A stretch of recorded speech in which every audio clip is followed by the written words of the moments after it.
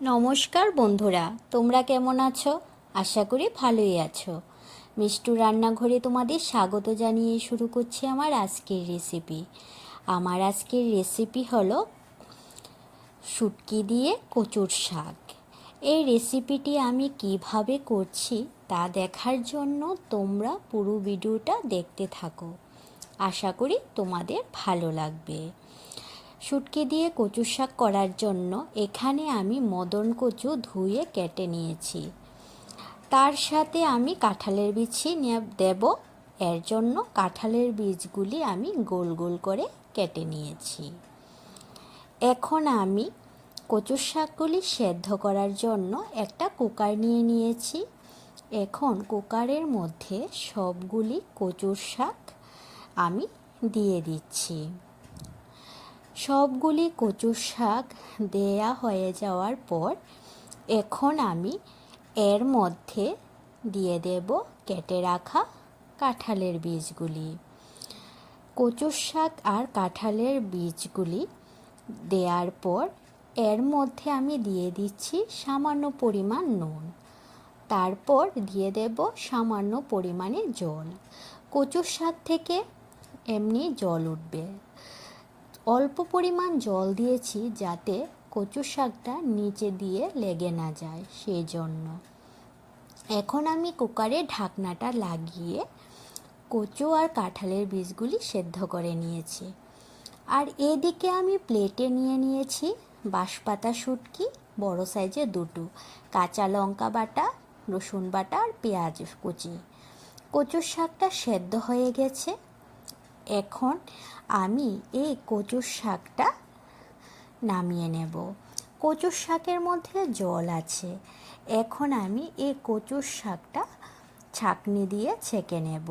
এর জন্য আমি এখানে একটা বাটি নিয়ে নিয়েছি আর একটা ছাঁকনি নিয়ে নিয়েছি। এখন আমি এই ছাঁকনির মধ্যে সবগুলি কচুর শাক নিয়ে নিচ্ছি।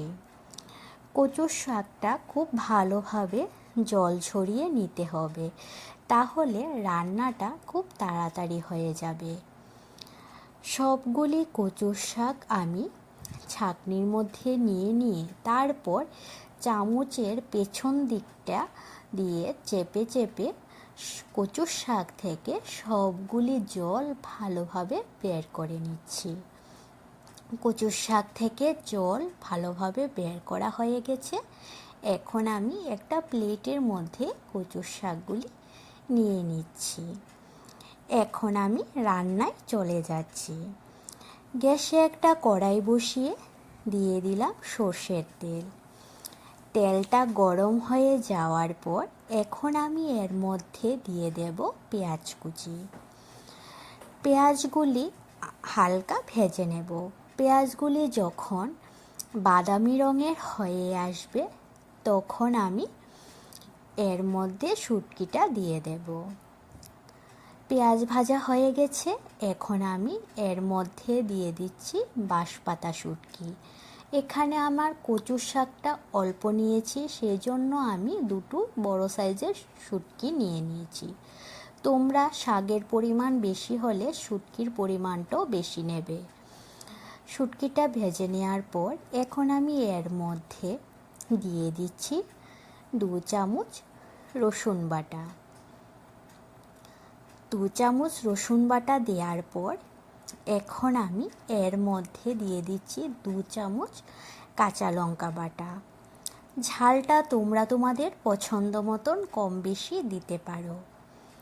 রসুন বাটা আর কাঁচা লঙ্কা বাটা দেওয়ার পর এখন আমি এই রসুন আর কাঁচা লঙ্কা বাটাটা হালকা ভেজে নেব। সব মশলা আর শুটকি ভেজে নেওয়ার পর এখন আমি এর মধ্যে দিয়ে দেব সেদ্ধ করে রাখা কচুর শাকটা। এখন আমি এই কচুর শাকটা দিয়ে দিচ্ছি। কচুর শাকটা দেওয়ার পর এখন আমি হালকা নেড়ে চেড়ে তারপর এর মধ্যে আমি দিয়ে দেব পরিমাণ মতন হলুদ আর পরিমাণ মতন নুন। এখানে আমি হাফ চামচের মতন হলুদ দিয়ে দিচ্ছি, আর দিয়ে দেব হাফ চামচ নুন। নুন হলুদ দেওয়ার পর এখন কচুর শাকের সঙ্গে নুন হলুদটা মিশিয়ে নেব।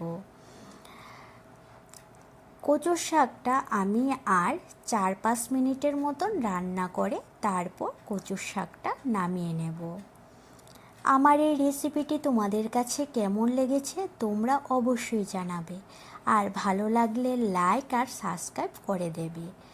আমার ফেসবুক পেজ মিষ্টু রান্নাঘর, এই পেজটি ফলো করে দিও। ফেসবুক পেজের লিংক আমি ডেসক্রিপশানে দিয়ে দিয়েছি। রান্নাটা হয়ে গেছে, এখন আমি প্লেটে নামিয়ে নিচ্ছি। আমার এই রেসিপিটি যদি তোমাদের কাছে ভালো লেগে থাকে তাহলে বাড়িতে এইভাবে একবার অবশ্যই বানিয়ে খাবে, দেখবে খেতে খুব অসাধারণ লাগে।